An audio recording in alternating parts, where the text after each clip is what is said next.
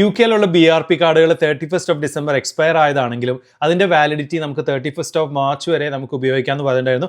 അതിപ്പോൾ പിന്നെ എക്സ്റ്റെൻഡ് ചെയ്ത് 1st of June ഇൻക്ലൂഡിങ് വരെ ആക്കിയിട്ടുണ്ട്. 1st of June ആണ് കേട്ടോ അപ്പോൾ അതിൻ്റെ പുതിയ വാലിഡ് ആയിട്ടുള്ള ഡേറ്റ്. അപ്പോൾ കുറച്ച് കാര്യങ്ങൾ എനിക്ക് പറയണമെന്നുണ്ട്, പെട്ടെന്ന് നമുക്ക് യാത്ര ചെയ്യുമ്പോൾ ശ്രദ്ധിക്കേണ്ടതായിട്ടുള്ള കാര്യങ്ങൾ.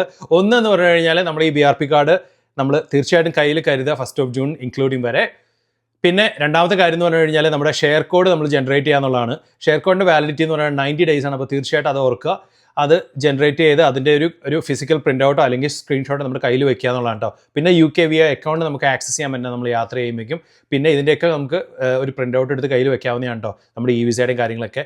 അതുപോലെ തന്നെ നമുക്ക് എന്തെങ്കിലും ഫിസിക്കൽ ഡോക്യുമെൻറ്റോ എന്തെങ്കിലും ലെറ്ററോ ഹോം ഓഫീസിൻ്റെ ഭാഗത്ത് നിന്ന് നമ്മുടെ ഇമിഗ്രേഷൻ സ്റ്റാറ്റസ് തെളിയിക്കുന്നുണ്ടെങ്കിൽ അതും കയ്യിൽ വെക്കുക എന്നുള്ളതാണ്. പിന്നെ വേറെ കാര്യം പ്രത്യേകം ഓർക്കണമെന്ന് പറഞ്ഞാൽ നമ്മൾ ഈ കാര്യങ്ങളൊക്കെ ഉണ്ട്, നമ്മൾ എയർപോർട്ടിൽ ചെല്ലുമ്പോൾ എന്തെങ്കിലും പ്രശ്നം എയർലൈൻ്റെ ഭാഗത്ത് നിന്ന് ഉണ്ടായി, നമ്മൾ ഇതെല്ലാം കൊടുത്തിട്ട് എയർലൈൻ നമ്മുടെ ഇമിഗ്രേഷൻ സ്റ്റാറ്റസ് ചെക്ക് ചെയ്യാൻ പറ്റുന്നില്ല എന്നുണ്ടെങ്കിൽ അവർക്ക് വിളിക്കാവുന്ന 24/7 വിളിക്കാവുന്ന UK ബോർഡർ ഫോഴ്സിൻ്റെ സപ്പോർട്ട് ഹബ് ഉണ്ട്. അതിലേക്ക് അവർക്ക് വിളിച്ച് ചെക്ക് ചെയ്യാവുന്നതാണ് നമ്മുടെ ഇമിഗ്രേഷൻ സ്റ്റാറ്റസ്. എന്തെങ്കിലും കാരണവശാൽ കഴിയുമ്പോൾ നമുക്ക് നമ്മുടെ ഇമിഗ്രേഷൻ സ്റ്റാറ്റസ് തെളിയിക്കാൻ പറ്റിയില്ല എന്നുണ്ടെങ്കിൽ എയർലൈൻ്റെ അടുത്ത് നമുക്കും വിളിക്കാവുന്ന നമ്പറുകളുണ്ട്.